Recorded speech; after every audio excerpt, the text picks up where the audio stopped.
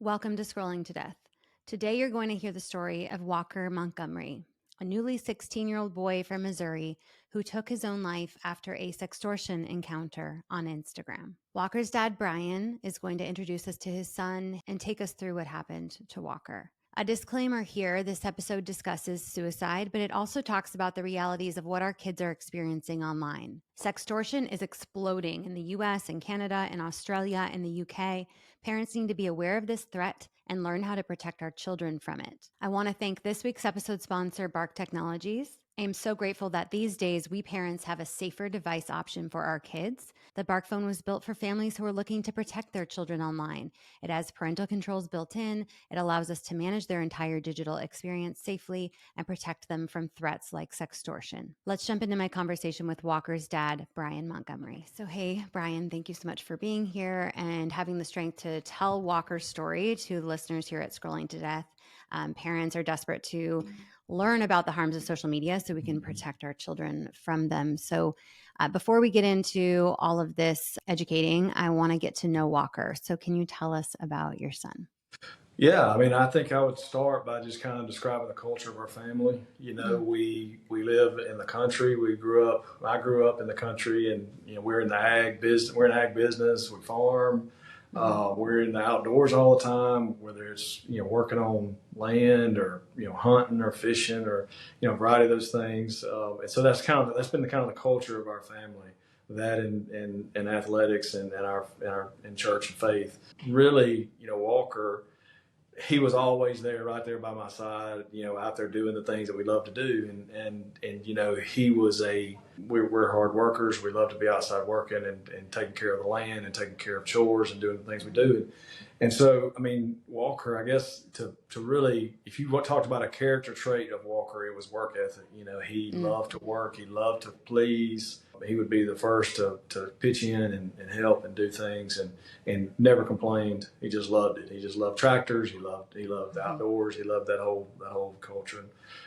Later in life, he really started to develop this passion for football. He loved it. I mean, it was once he started kind of coming into his own, and he really just was engulfed by that, by football and the teammates and the whole deal, and it fit him because, I'm not very athletic, but Walker wasn't extremely athletic either, but he had a work ethic that made up for that. He would outwork you. That's how he would excel. From a, social life, we obviously the same, we live in the country and live on a farm. So our kids go to a private school in Starkville. So we were 25 minutes from town.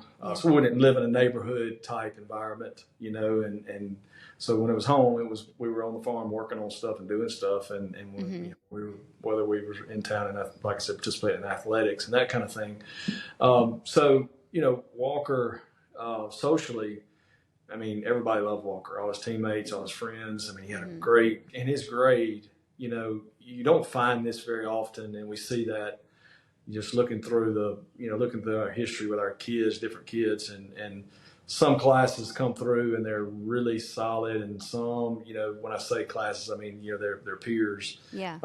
It's just different. Every class is different, but his class was really unique in that they were always very tight, very close, I mean, it was not the bullying. It wasn't the wishing, kind of pushing one another down. It was always trying to lift one another up. Cool. And it was his friend group. And so it's very contradictory to what happened to Walker, and I will get into that. I know it a little bit later, but, I think people think of this and even inferred in the title of your organization, what kids are doing today, what we think of as spending these tremendous amounts of time in social media and tech. That wasn't Walker at all. I mean, I think he had an Instagram account, but he had less than 20 posts ever.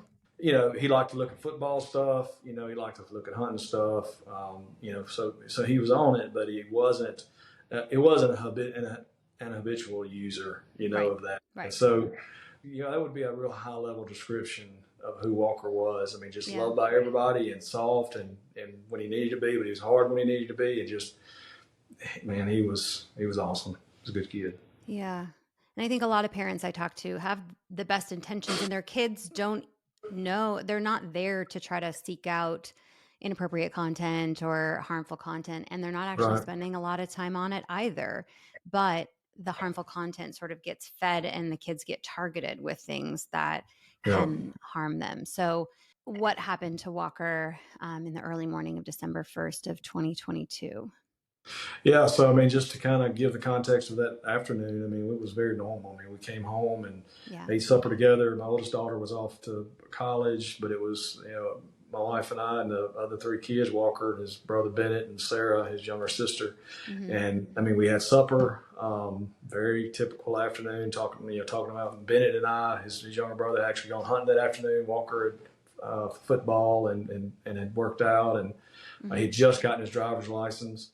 A month earlier, his birthday was November the 1st. And the time after, when we figured out, obviously the next day we knew something catastrophic had happened, but none of it made sense because we were like, things were so normal. I mean, my wife put Walker to bed, put the other kids to bed, prayed with them, and it was, like I said, it just seemed like a very normal night. And I think it was. It goes back to that concept I really talk about a lot as a trap. I mean, to your point, the parents you speak to, their kids aren't seeking out necessarily, inappropriate things. It's a place where those things are there, and if you're the unfortunate one to bump into those traps, which is what I feel like happened to Walker. Right. So he had actually been texting back and forth on Instagram through the messenger with some of his buddies, and they were exchanging Bible verses up until 10:30 that night, just talking about,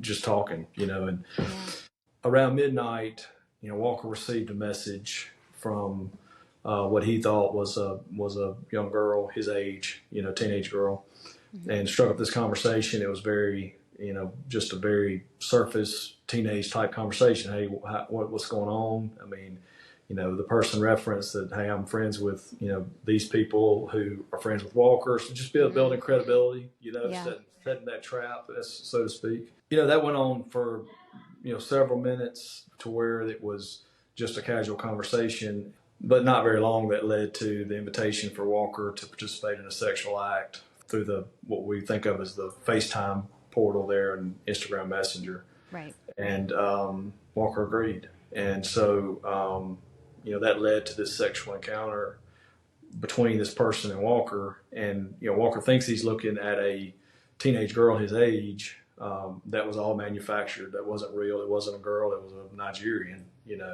Was it an AI program that was being used, or what was he looking at? No, to kind of put that, what we believe that most of these cases are driven by is stolen content or extorted content. Okay. So they're able to, between software and they've got the content of the person that they've stolen. We understand that happens through some of these dating apps. We understand that, there's a variety of ways, even from porn sites.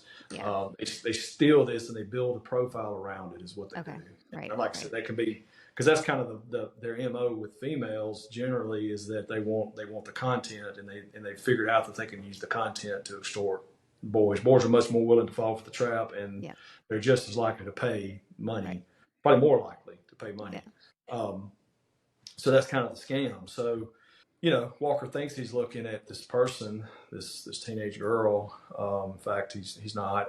But at the same time, it looks safe because it just felt. I'm assuming that if like you hit record, it tells me that you're recording this conversation, right? I can see that on the screen there. Yeah.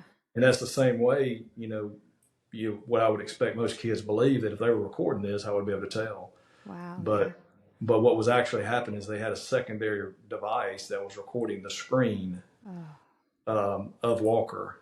And so, to be as sensitive as we can to the audience, Walker was participating in a sexual act, and that was on video. So, that really gets portrayed a lot when we talk about sextortion. Well, don't send pictures or don't send video. And a lot of those things that we talk about a picture, or we talk about, some glimpse of a video or something like that. That really wasn't this was a graphic sexual act. Walker was caught in, and it was on video, and it had been, in his mind, I'm sure it was inescapable, with that media being there. Anyway, once that was over, they immediately come back to Walker and said, hey, you're going to pay us $1,000 or we're going to share this with everybody that you know. Of course, this conversation goes on for a couple of hours. So, they kind of started around midnight. And I think the last communication was around 2:00 in the morning. Mm-hmm. And, Walker is in those conversations. He's defending as much as he can. This is wrong. This is against the law. You can't do this. It's a back and forth. And I guess I'm assuming, what was happening on the other end of that is the perpetrators were the guy was trying to apply more pressure. So he started sending Walker screenshots out of his Instagram Messenger where it looked like he was sending the videos out to people in Walker's friend list. So he had done the research on who Walker's most, highest. You can look at the posts that have been made and see who responds to Walker's posts. Well, that's most likely the people that are most important to Walker, right? And so they had documented who those people were on Instagram, and they were showing these screenshots where they were sending the videos out. The fact was they weren't sending them out. They didn't send anything out. It was a bluff. But They Walker edited it to make it look like they had sent it. Yeah, they just showed a screenshot with it being in the outbox. They didn't actually send the videos. Wow. Of course, that took the stress to a whole different level. And Walker at that point, he's still communicating in a defensive way. And finally, they get to Walker's mom as one of those recipients. And Walker's comment back then was, "I'm just gonna kill myself." And and I always try to make the audience aware of what kind of depravity we're talking about with these people, because at the point of somebody's going to commit suicide, that doesn't help their cause of getting paid. Right. That's their primary goal traditionally, and primarily is to get paid what they're asking for. Their response was, "Go ahead, because you're already dead anyway." I mean, they're applying this pressure to Walker. Just, your life's over. Everything you own, everything you are is going to be over with. Everybody in your school is going to know this, going to see this. But then once he responds that way, their response there was, "Go ahead, because you already did anyway." And you got to think what it takes to really, how removed you are from the value of human life to have that response, right? Right. Because that has nothing to do with them getting the money, which is the whole goal. So why are they then going? Because I've heard this a lot. They encourage the suicide. Yeah, I think primarily you're dealing with people whose lives are probably they don't have the quality of life we get to enjoy in the United States, many of them, and there's a lot of hatred towards that. There's a lot of factors that can contribute to that, right? I mean, but regardless, it's that removal of the appreciation for the value of human life. And so at some point in there, the conversation ended. They stopped responding to Walker, and Walker went into my office, which was across the house, but he went into my office where I have a safe. And of course, we were in and out of there. I mean, Walker would have been the last kid on the planet you would ever dream, or any of our kids would have ever dreamed about. Never had a reason, to even consider suicide. I mean, Walker had zero mental issues, the things that would, the prerequisites you would normally think of, that would lead to suicide. He had none of that. And of course, we didn't know, once we found out that he had committed suicide, we knew something had gone really wrong. But anyway, Walker went into my safe and got a handgun. And at some point between then and when we found him, we figured 3 to 4 o'clock in the morning, he took his own life. So sorry, Brian. So yeah, it's surreal still. It's like this is a redefinition of our lives, and it's taken us on a mission, to try to make a difference, and so that other families don't have to endure what we're enduring. That's what happened. And thank you for your strength in telling that story, and it is helping to expose other families to this issue and save other children's lives. So please know that. I know you've heard that before, but please know that. How did you find out what happened? So I'm assuming Walker had an iPhone?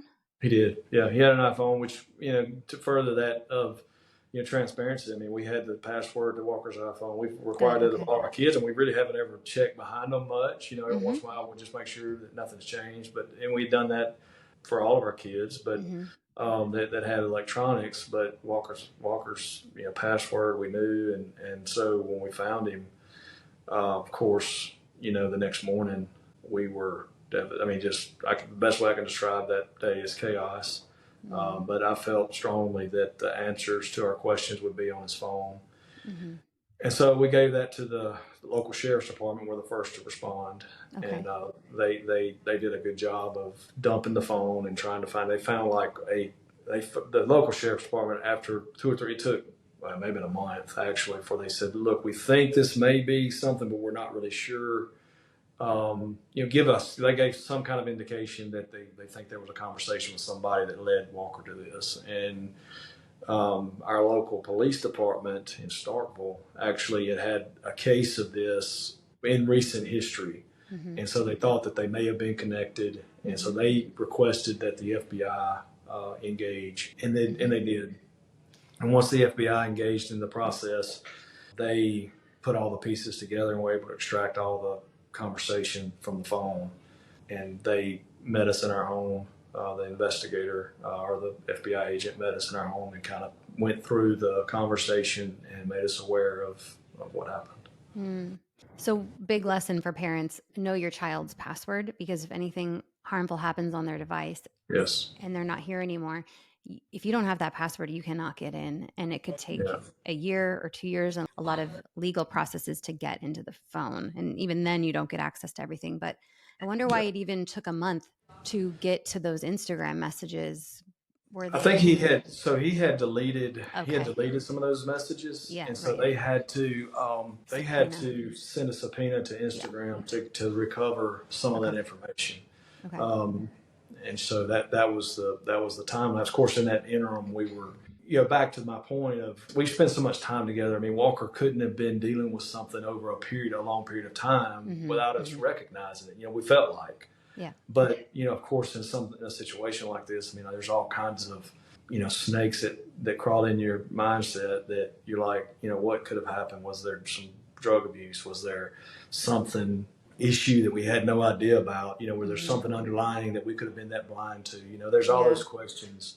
There was 2 emotions when we found out. One is obviously the extreme anger towards the person responsible for this, because I view it as, as simple as somebody walked in Walker's room that night and shot him. I view it as that simple. And the other side of that was that it confirmed, which we never doubted Walker and who he was and who we knew him to be. But you can't help but think through what could have caused this, and was there something we missed? But the reality was it wasn't. Walker did go to bed that night, normal and healthy and happy and with a great life. But overnight, we left the door open for somebody, a predator, to interact with our son that took his life. Yeah. What an unbearable few weeks of time not knowing what happened. And I know there's some legislation, at least here in California, moving forward to shorten the length of time that social media companies have to respond to subpoenas in cases like these. So down to 48 hours. So, and I know that a lot of social media companies often will take months or not respond at all, or say, oh, you spelled this word wrong, and so kick it back. And it just, anyway, I think it's really important for these companies to have some liability in responding quickly in cases like this, especially because if they can respond quickly, maybe, and provide enough information, maybe we can track down the perpetrators. And so what's the deal with the perpetrator in Walker's case? Were you able to get any information on him? Yes. So the information we have is that he's in Nigeria. That's where it originated from. And really beyond that, the FBI continues to reassure us that they're confident we're going to, that we will eventually bring someone to justice. And that is about the extent. And even, we're in contact with them on a regular basis even today. And they're still, hey, as much as we can tell you is that we're not disengaging from this, and we're confident that somebody's going to end up standing trial for what they did. Yeah. So we've got to have trust in that and faith in that. And I'll be honest, the FBI has been, at least our direct connection to the FBI has been phenomenal. That's great. She's a female agent. She's done a fantastic job, and it's really become almost a part of the family. Very compassionate, very close to, our situation, has taken a personal interest in it. And I don't think we could ask for any more than that. Great. And this is wouldn't call it a new problem, really been exploding from what I've learned, sextortion. So what have you learned about the prevalence of sextortion since this happened to Walker? Jumping in here to tell you a little bit more about a tool that can help you protect your child from sextortion. I know that these stories can be scary, but there's hope for parents. We don't have to be in the dark thanks to monitoring technology from Bark Technologies. Bark looked deep into stories like Walker's in order to help families avoid tragedies like what happened to their family. With the Bark phone, you can manage what your child has access to, approve contacts, block certain websites, and much more. It can grow with your child, adding new features and apps as they mature, or dial it back to give them a breather. Giving your child a phone can be scary and stressful, but Bark can alleviate that stress and allow us to focus on what's important, and that's connecting with our child. Now, back to my conversation with Brian. Yeah, so to kind of back up a little bit, sextortion, like you said, is not really new. Yeah. But the origination of the scheme was really circled around whether it was a pedophile or was just perverts, wanting to exploit content for these circles that were utilizing it for personal use, right? Yeah. So they would try to get a female to share something, and once they did, once they had them on the hook, they were continuing to extort them for more content. Yeah. That's how it originated. And somewhere along the lines, and we feel like that was probably about midsummer 22 was when it really started to ramp up, which would have been when Jordan was exploited. It really started to ramp up, and what we found is, because you got to think, this Nigeria, Ivory Coast, those areas of Africa, they have become professionals at utilizing technology. It used to be sending letters, from some prince somewhere, right? They've been great over the years at developing schemes to make easy money. Yeah. And so how they discovered this as being a weakness and an opportunity for the criminal enterprise, I'm not sure. But around 22, they figured out that mid-year 22, they figured out that, boys, instead of this idea of trying to exploit girls, they could exploit boys at a much higher rate. Mm-hmm. The financial return, it wasn't for content necessarily, unless it was to, like I told you, to use it to exploit, another boy. Mm-hmm. was really focused on teenage boys, and they, like I said, they figured out that, they'd only have to, approach 10 boys compared to 100 girls to get one to fall for the trap. Mm-hmm. And I'm using that number. I don't know if that's reality in terms of the actual numbers, but they figured out that it was a much more efficient scheme. And the reality is that boys are risk takers, especially teenage boys that are full of testosterone, and they'll take risks, and they'll do things that females typically won't do. Yeah. And so they figured that out, that they were much higher rate of getting them caught in the trap. And when they did, they were just as mortified in the prospect of that information getting shared, so they would actually pay money. That's kind of the history of the scheme. And then, getting into, 22, it looks like we're still on the rise, from what I understand, on the occurrence of it. What I think I see, and I don't have data to back this up, but I believe that, because of the amount of awareness that we have, not us personally, but we would contribute to that, but there's a lot of families around the country that are in a similar situation as we are. The publicity around these situations has made more people aware of it, so it's not as likely for them to fall into the trap and get caught like that. So they're recognizing the scheme is what the reality is. Mm-hmm. What I've learned is that it's amazing how many instances that it was occurring, and how many times teenage boys were falling into it. I've talked to now probably at least hundreds of families, whether that was the parents or whether that was the actual kid involved. They'll find me on Facebook, they'll hear a podcast, and when they get caught in the trap, either the parents would contact me or the kids would contact me. Mm-hmm. And just know, what do I do? I don't know what to do. I'm not getting any help out of law enforcement. They don't really know how to advise me, and it's that situation. And so, to the extent, what was really surprising is that, I would go to a church, or I'd go to a school, and I would be on a podcast, and the parents would share the podcast with the teenagers, and I would get the call 2 weeks after they had shared the information, and the kid had fallen for the trap in that interim. we're just told that these were the scenarios that could happen. Yeah. But I think what we don't understand is how realistic and how deep this thing goes. It's not as easy as just saying, well, just don't fall. I mean, we're talking about a teenage boy that is I mean, sexually driven in a way that I know what I was when I was 16 years old, and I don't think these boys are any different. Yeah. To put that into that reality, even though they know the trap is out there and they've been warned, some kids are still falling for it.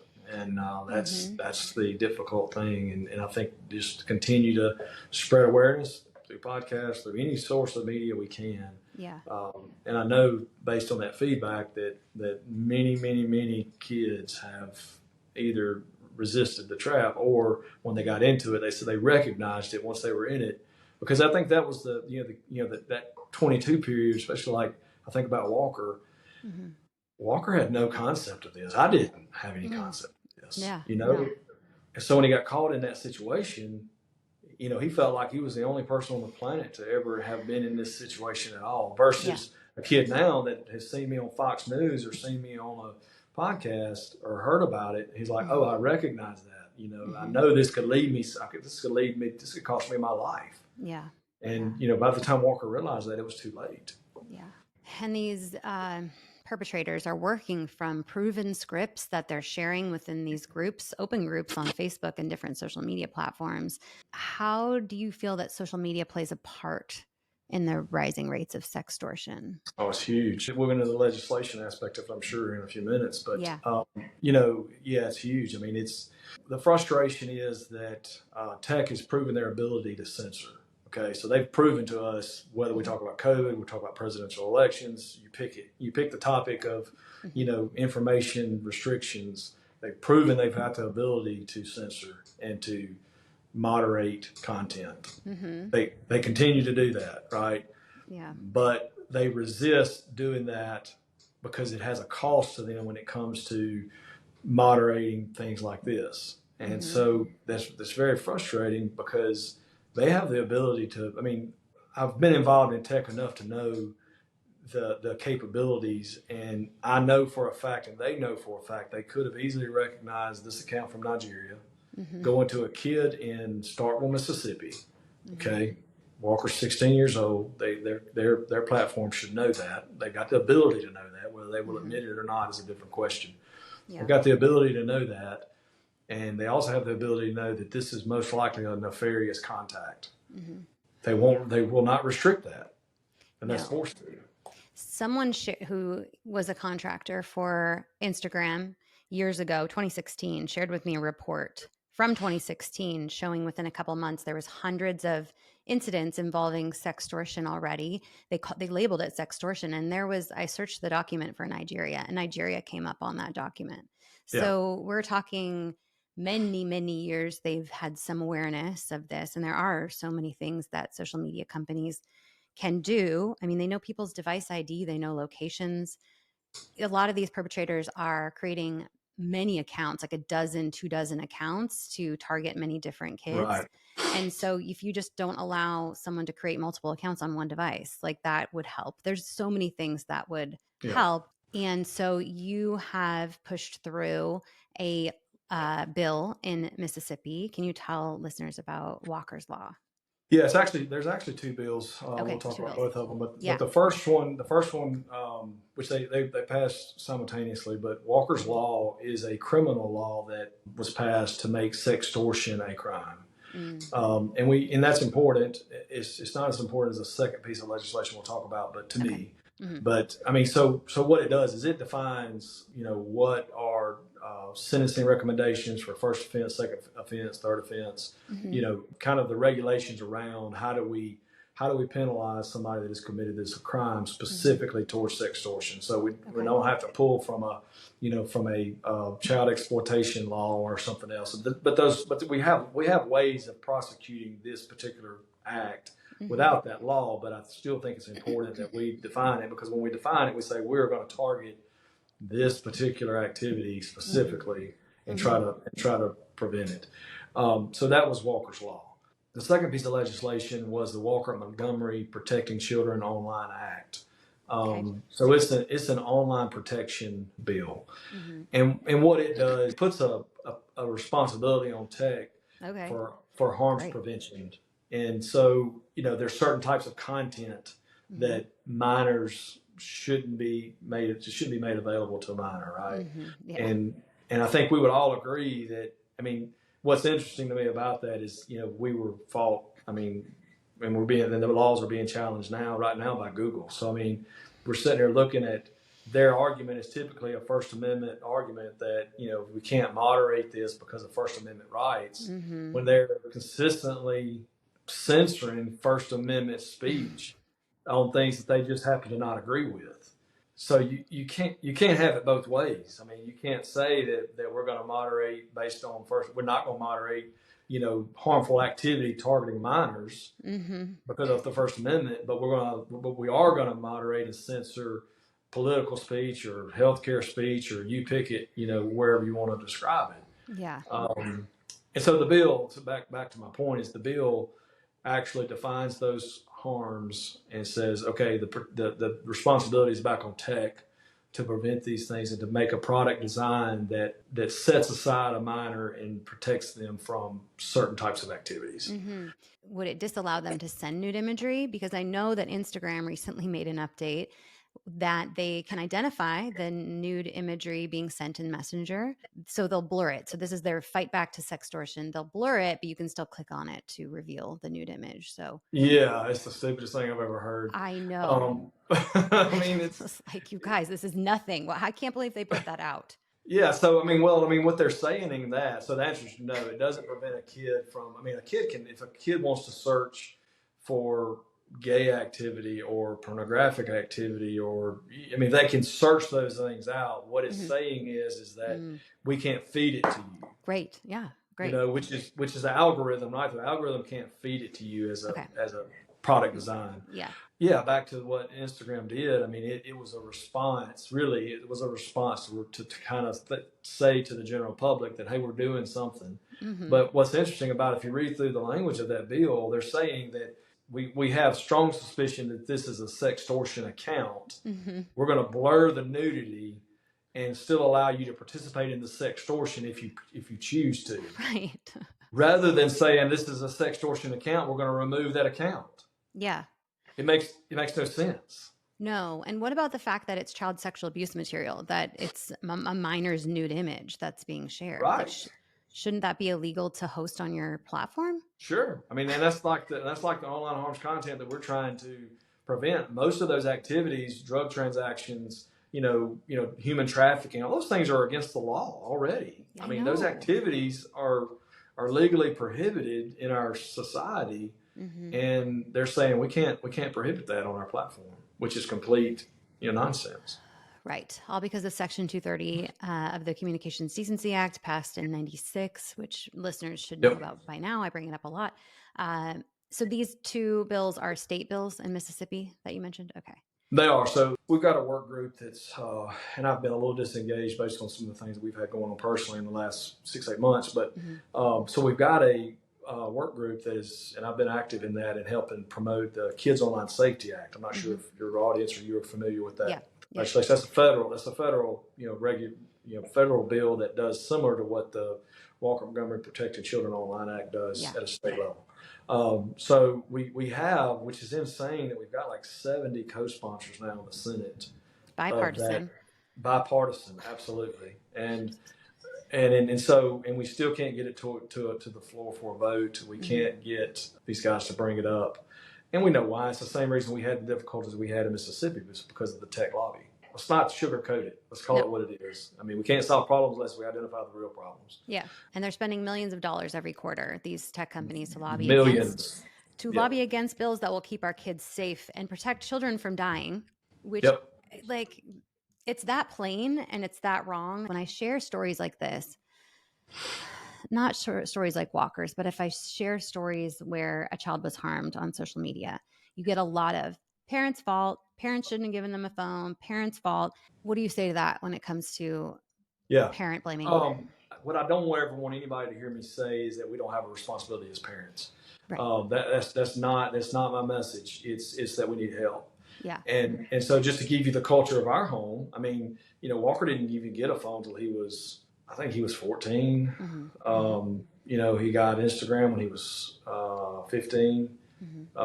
Maybe that may be a year back, but I can't remember. Maybe he got it when he was 13. He got Instagram when he was 14. We've entered a new age of how we communicate.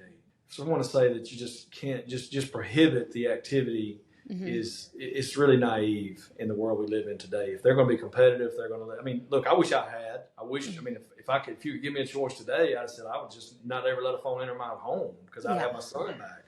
But it's just not that simple. And so, what I would encourage parents to do is respond to that. You're right. I have a ton of responsibility in this, but I need help to manage it, because when we talk about technology, the system is built right now for secrecy, for hiding details, for not making parents available to the information. Yep. I can't manage around something I don't understand or know. And guess what? Tech wants it that way because a huge percentage of their business, a huge percentage of their business model are minors. Yep. And guess who the most influential people in our society is? Our kids. I mean, watch them. Send them to a neighbor's house that have a different set of cultural values than you do for a week. Get them back and see what they look, see how they act. Yeah. They're going. I mean, they're easily influenced at these ages, and so that's the whole business model around tech and social media. Do I have blame? Absolutely, I have some blame. I mean, I didn't know. I mean, I have a responsibility in my family to be able to look out front and see where dangers could possibly come from. But, an example I use is, am I going to go home today and install a missile defense system on my home? Right. No. And why am I not going to do that? Because the likelihood of being hit by a missile is not very likely. But guess what? If I live in Israel, it's a more likely scenario, right? Yeah. I mean, I didn't realize that a missile was going to hit my house the night of December 1st, the morning of December 1st. I didn't know it was even a possibility. Yeah. You did the best you can with the information that you have. Right. And even in amplifying stories like this, talk about censoring, my content gets censored because it's considered political and social issues on Instagram. And so, some posts will reach 1 million people, but some posts will reach 2,000, and it depends on what the content is. So all we can do is just push out this message far and wide and support legislation that will hold tech companies accountable. State bills, but also the Kids Online Safety Act. And so I encourage parents to go to senate.gov and house.gov, contact your senators and your representatives in the House, ask them to put KOSA for a vote, pass KOSA. We need it to protect children yesterday. To further that point is that still works. And kind of just give you a little bit of that, what our situation ended up with in Mississippi. I mean, Mississippi is, I would say, one of the top few conservative states in the country, right? And so, and not to say this is specifically a conservative issue, it's not, but I would say that conservative states have been more of a leader role in trying to do things like this generally across the country. And there's some exceptions to that for sure. California has actually been they've done some things that were what you could say really were kind of out of character for what the outside looking in would think that California would do. So really proud of that. But my point is that you would think that a bill like this would pass with flying colors in Mississippi, and we did too. So we kind of that January, February of this past year, we were in session and we were expecting. We were told kind of we'd gotten the bills designed, written, everything. Everybody was happy with them. They were going to pass, no problem. Everything was going to come out well. We kind of re-engaged the process about 10 days left in the session, and both bills had been, one bill, the Montgomery Protecting Children Online Act portion, had been referred to dual committees, which is the death knell for bills. We didn't know, so we pop up and we was like, what's going on? They said, well, it's just not going to pass. There's too many First Amendment questions. Well, guess what? What had happened is lobbies, the tech company lobbies had showed up in Jackson and started turning the screws. And so they got to the right people, and the bills got moved to the places where they felt like they were not going to pass. Well, as soon as we re-engaged it, because of some really helpful people in our state, some of our politicians, lawmakers that were bought in, re-engaged, and we started ringing the phones in Jackson, in our capital, and because we had built a network of families throughout the state, because I mean, I'd spoken at that point, I don't know, 100 plus churches, schools, law enforcement events. Yep. Had done a lot of this type of work, right? So we'd built a pretty strong base for people that were in support of doing something. Mm-hmm. Well, once those phones started ringing, guess what? We had a new attitude. Mm-hmm. So I want to encourage the rest of the country, from COSA. Unfortunately, it seems like we've got to lose something really important before we will engage in a solution. But I want to encourage parents, look, this is coming to your doorstep. Yeah. It may not be to the same degree it came to ours, but I can promise you the harms that we're looking at, the potential avenues of harmful activity in our kids, is coming to your doorstep. And so you can be proactive and try to defend against it through your voice and through your vote, mm-hmm. or you can wait till it happens to you. And I can tell you from experience, that's not the right way to go. And we're way past not my child. You're right. Every parent I've talked to, there's kids of all different types. It's not, and every parent thought that could never happen to my child.